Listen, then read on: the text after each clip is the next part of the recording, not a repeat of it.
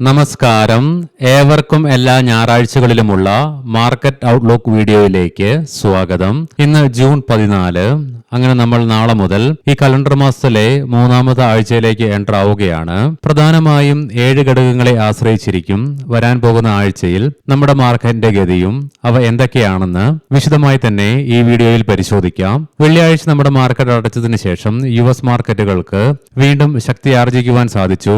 എങ്കിലും വെള്ളിയാഴ്ച നമ്മുടെ മാർക്കറ്റ് അടച്ചതിന് ശേഷം വൈകുന്നേരം 4 മണിയോടുകൂടി വന്ന മെയ് മാസത്തെ ഇൻഫ്ലേഷൻ ഡാറ്റയിൽ ശക്തമായ ഉയർച്ച രേഖപ്പെടുത്തിയതിനെ തുടർന്ന് ഗിഫ്റ്റ് നിഫ്റ്റിയിൽ നിന്നും 75 പോയിന്റുകളുടെ ചോർച്ചയും സംഭവിച്ചു. തൽഫലമായി ശനിയാഴ്ച വെളുപ്പിന് 2:45 23,620 എന്ന ലെവലിലായിട്ടാണ് ഗിഫ്റ്റ് നിഫ്റ്റി ട്രേഡിംഗ് അവസാനിപ്പിക്കുകയും ചെയ്തത്. നാളെ രാവിലെ 6:30 വീണ്ടും വ്യാപാരം പുനരാരംഭിക്കുമ്പോൾ നാളത്തെ ഓപ്പണിംഗ് റേഞ്ചും ഏകദേശം നമുക്ക് മനസ്സിലാക്കുവാനും സാധിക്കും. അവയെക്കുറിച്ചൊക്കെ വിശദമായി തന്നെ നാളത്തെ പ്രീ മാർക്കറ്റ് റിപ്പോർട്ട്സിൽ മെൻഷൻ ചെയ്യാം. തുടർച്ചയായി 2 ആഴ്ചകളിലെ വീക്ക്ലി ബേസിസിലുള്ള നഷ്ടത്തിന് ശേഷം കഴിഞ്ഞ വ്യാഴാഴ്ച രാത്രിയോടുകൂടി US പ്രസിഡന്റ് ഡൊണാൾഡ് ട്രംപിന്റെ ഭാഗത്ത് നിന്നും ഇറാനും US തമ്മിലുള്ള ഡീൽ നടക്കുമെന്നുള്ള പ്രഖ്യാപനം വന്നതിന്റെ ഫലമായിട്ട് ഇന്ത്യൻ മാർക്കറ്റിന് വെള്ളിയാഴ്ച ശക്തമായ നേട്ടം കൈവരിക്കുവാനുമായി സെൻസെക്സിനും നിഫ്റ്റിക്കും 2%, അതേസമയം ബാങ്ക് നിഫ്റ്റിക്ക് 3%-അടുത്തും നേട്ടം കൈവരിക്കുവാൻ സാധിച്ചതിന്റെ ഫലമായിട്ട് വീക്ക്ലി ബേസിസിൽ ലീഡിംഗ് ആയ എല്ലാ ഇൻഡസ്ട്രീസുകളിലും നേട്ടത്തോടുകൂടി തന്നെ ട്രേഡിംഗ് അവസാനിപ്പിക്കുവാനും സാധിച്ചു. കൂടാതെ ഇന്ത്യ വിക്സിലും ഗണ്യമായ ഇടിവും രേഖപ്പെടുത്തി. ഇനി ഈ ആഴ്ചയിലേക്ക് വന്നു കഴിയുമ്പോൾ ഇറാൻ US ഡീലിന് മുകളിലുള്ള പ്രതീക്ഷ തന്നെയാണ് ഇന്ത്യൻ മാർക്കറ്റിനെ മാത്രമല്ല ഗ്ലോബൽ മാർക്കറ്റിനെ മുന്നോട്ട് നയിച്ചുകൊണ്ടിരിക്കുന്നത്.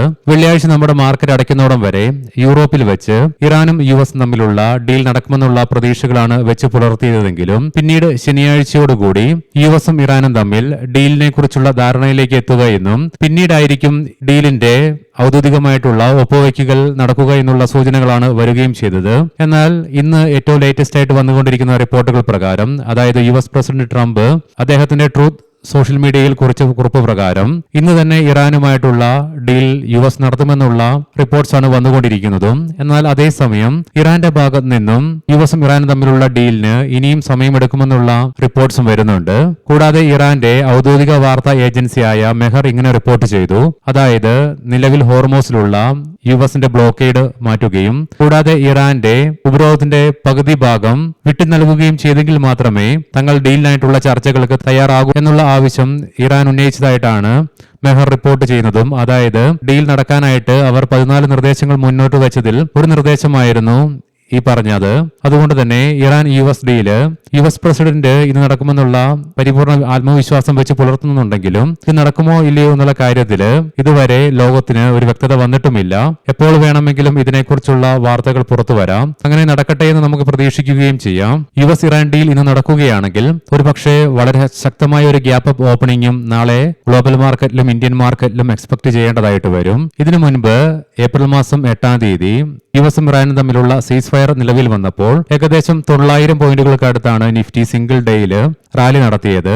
മാത്രമല്ല വെസ്റ്റ് ഏഷ്യൻ പ്രശ്നങ്ങൾ ആരംഭിക്കുന്നതിന്റെ തലേദിവസം, അതായത് 27 ഫെബ്രുവരിയിൽ 25,170 എന്ന ലെവലിന് മുകളിലായിട്ടായിരുന്നു നിഫ്റ്റിയുടെ ക്ലോസിംഗ് ലെവലും. ആയതിനാൽ തന്നെ ഇന്നത് സംഭവിക്കുകയാണെങ്കിൽ നാളെ ശക്തമായ ഒരു ഗ്യാപ്പ് അപ്പ് ഓപ്പണിംഗും നമ്മുടെ മാർക്കറ്റിൽ എക്സ്പെക്ട് ചെയ്യേണ്ടതായിട്ട് വരും. ഇനി അതല്ല ഇന്ന് ഡീല് നടന്നില്ലെങ്കിൽ അതൊരു പക്ഷേ വീണ്ടും മാർക്കറ്റില് ലോകത്താകമാനം വീണ്ടും US ഇറാൻ ഡീലിനെ കുറിച്ചുള്ള ആശങ്കകൾ വർദ്ധിപ്പിക്കുവാനും ഇടയാകും.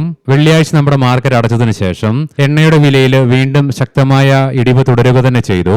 ബ്രെന്റ് ക്രൂഡിന്റെ വിലയിൽ 4%-ലേറെയും ക്രൂഡ് ഓയിലിന്റെ വിലയിൽ 3.9%-ന്റെയും ഇടിവോടുകൂടി ബ്രെന്റ് ക്രൂഡ് $86.71 എന്ന ലെവലിലും ക്രൂഡ് ഓയിൽ $84.29 പെർ ബാരൽ നിലയിലുമായിട്ടാണ് ക്ലോസിംഗും രേഖപ്പെടുത്തിയത്. തൽഫലമായി 3 മാസങ്ങളിലെ ഏറ്റവും താഴ്ന്ന നിലയിലേക്ക് എണ്ണയുടെ വില എത്തിച്ചേർന്നിട്ടുമുണ്ട്. മുൻപ് കണ്ട പോലെ തന്നെ ഇന്ന് ഡീൽ നടക്കുകയാണെങ്കിൽ ഒരുപക്ഷെ നാളെ എണ്ണയുടെ വിലയിൽ ശക്തമായ ഇടിവിലേക്കും അത് കാരണമായേക്കാം. കാരണം US ഇറാൻ പ്രശ്നങ്ങൾ തുടങ്ങുന്നതിന് മുന്നേ $70 താഴെയായിട്ടായിരുന്നു എണ്ണയുടെ വില നിലനിന്നിരുന്നതും. പക്ഷേ ഇറാനോ അല്ലെങ്കിൽ US ഈ ഡീലിൽ നിന്നും പിന്മാറിയാല് കാര്യങ്ങൾ നേരെ വിപരീതമായിട്ടും സംഭവിക്കാനുള്ള സാധ്യതകളും നിലനിൽക്കുന്നുണ്ട്. 50-50 ചാൻസ് ആണ് ഇരു സൈഡിലേക്കും ഉള്ളത്. കൂടാതെ ലേറ്റസ്റ്റ് ആയിട്ട് ഇസ്രായേലിന്റെ ഭാഗത്ത് നിന്നും ലെബനോണിന് മുകളിൽ വീണ്ടും അറ്റാക്ക് നടത്തിയെന്നുള്ള റിപ്പോർട്ടും ലേറ്റസ്റ്റ് ആയിട്ട് തന്നെ വന്നുകൊണ്ടിരിക്കുന്നു. ഒരുപക്ഷെ ഇസ്രായേലിന്റെ ഈ ഒരു അറ്റാക്ക് ഇറാനെ വീണ്ടും ഡീലിൽ നിന്ന് പുറകോട്ട് വലിക്കുമെന്നുള്ള കാര്യത്തിൽ സംശയവും നിലനിൽക്കുന്നു. കഴിഞ്ഞ ആഴ്ചയിൽ എസ്പെഷ്യലി വെള്ളിയാഴ്ച സിംഗിൾ ഡേയിൽ ഇന്ത്യൻ രൂപയ്ക്ക് US ഡോളറിനെതിരെ ശക്തമായ നേട്ടം കൈവരിക്കുവാനുമായി മാത്രമല്ല 94.90നും 95.75 എന്നീ ലെവലുകൾക്കിടയിൽ നിന്നുകൊണ്ട് 85 പൈസയുടെ ട്രേഡിംഗ് റേഞ്ചും വീക്ക്ലി ബേസിസിൽ ഇന്ത്യൻ രൂപയ്ക്ക് US ഡോളറിനെതിരെ കഴിഞ്ഞ ആഴ്ച ക്രിയേറ്റ് ചെയ്യേണ്ടതായിട്ടും വന്നു. അതുകൊണ്ട് തന്നെ ഈ ആഴ്ചയിൽ US ഇറാൻ ഡീൽ നടക്കുകയാണെങ്കിൽ അത് എണ്ണയുടെ വില 80 US ഡോളറിന് താഴേക്കായിട്ട് നിലനിർത്തുവാൻ സഹായിക്കുകയാണെങ്കിൽ തീർച്ചയായിട്ടും അത് ഇന്ത്യൻ രൂപയ്ക്ക് അമേരിക്കൻ ഡോളറിനെതിരെ ശക്തിയാർജിക്കുവാൻ കരുത്തു പകരുകയും ചെയ്യും. കഴിഞ്ഞ തവണ ഇന്ത്യൻ രൂപയ്ക്ക് വെടിനിർത്തൽ കരാർ വന്നതിന് ശേഷം ഡൗൺ സൈഡിലേക്ക് 94.75 94.65 എന്നീ ലെവലുകളിൽ എത്തിച്ചേരുവാനായിരുന്നു. അതുകൊണ്ട് തന്നെ ഈ വരാൻ പോകുന്ന ആഴ്ചയിലും ഈ ലെവലുകൾ ഡൗൺ സൈഡിലേക്ക് ഇന്ത്യൻ രൂപയ്ക്ക് ബ്രേക്ക് ചെയ്യുവാൻ സാധിക്കുകയാണെങ്കിൽ തുടർന്ന് 94.40 94.20 എന്നീ ലെവലുകളിലേക്കും വളരെ ഈസി ആയിട്ട് തന്നെ എത്തിച്ചേരുവാനുമാകും.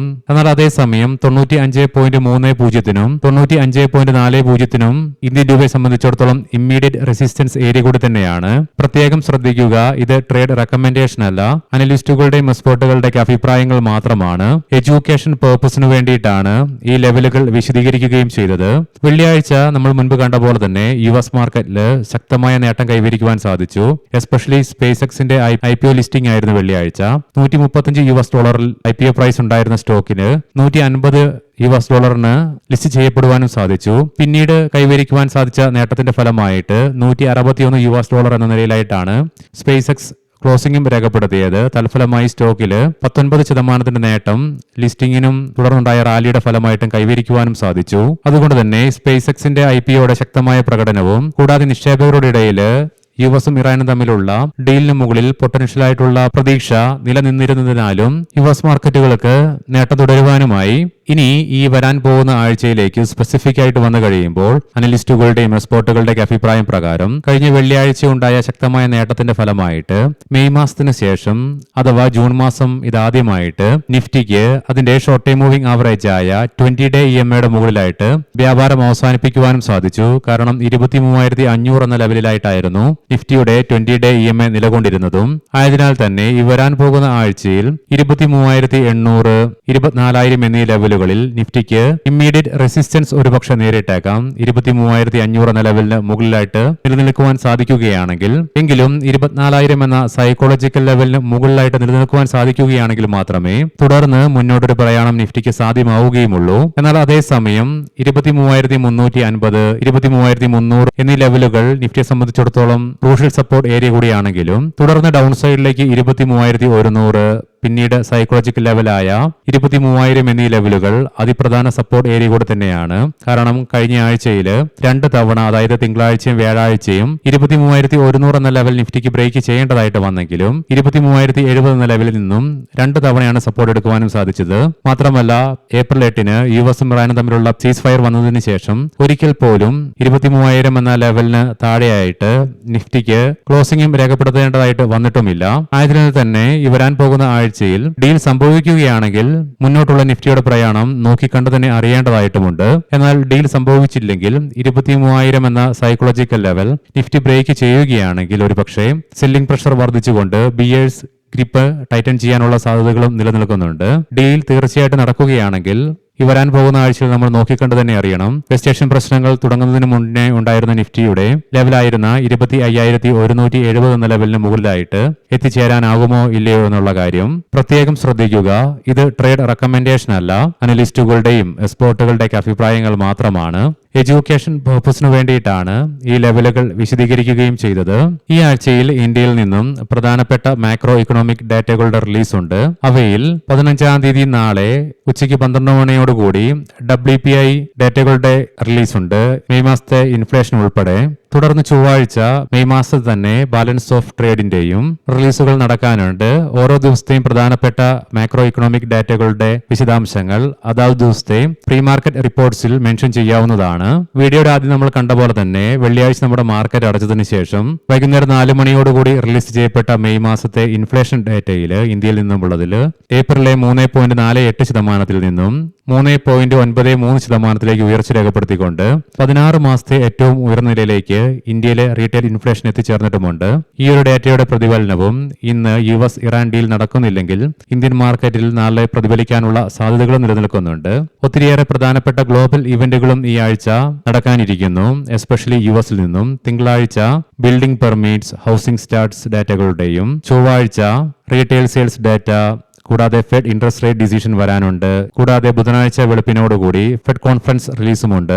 അതുകൊണ്ട് തന്നെ ഈ ആഴ്ചയിൽ US നിന്നും ഒത്തിരിയേറെ പ്രധാനപ്പെട്ട ഇവന്റുകളുണ്ട്. എസ്പെഷ്യലി ഗ്ലോബൽ മാർക്കറ്റിന്റെ മാത്രമല്ല ഇന്ത്യൻ മാർക്കറ്റിന്റെ ഗതികാരമായ രീതിയിൽ തന്നെ സ്വാധീനിക്കുന്ന ഏറ്റവും പ്രധാനപ്പെട്ട ഇവന്റ് ആണ് US നിന്നും വരാൻ വേണ്ടി പോകുന്ന ഫെഡിന്റെ ഇൻട്രസ്റ്റ് റേറ്റ് ഡിസിഷനും തുടർന്ന് ഫെഡ് കോൺഫറൻസിൽ ഫെഡ് ചെയർമാന്റെ സ്പീച്ചും. അതുകൊണ്ട് തന്നെ നമ്മൾ ഈ കണ്ട ഘടകങ്ങളെയൊക്കെ ആശ്രയിച്ചിരിക്കും ഈ വരാൻ പോകുന്ന ആഴ്ചയിൽ ഇന്ത്യൻ മാർക്കറ്റിന്റെ ഗതിയും. എന്തൊക്കെയാണെങ്കിലും പ്രധാനമായും സ്വാധീനിക്കുന്ന 2 ഘടകങ്ങളാണ്. അതായത് ഒന്ന് തീർച്ചയായിട്ടും US ഇറാൻ ഡീൽ ആണെങ്കിൽ, രണ്ടാമത്തത് USലെ ഫെഡിന്റെ ഇൻട്രസ്റ്റ് റേറ്റ് ഡിസിഷൻ തന്നെയായിരിക്കും. ഏവർക്കും നല്ലൊരു സായാഹ്നം ആശംസിക്കുന്നു. നാളെ രാവിലെ പ്രീ മാർക്കറ്റ് റിപ്പോർട്ട്സുമായി കണ്ടുമുട്ടാം. നന്ദി, നമസ്കാരം.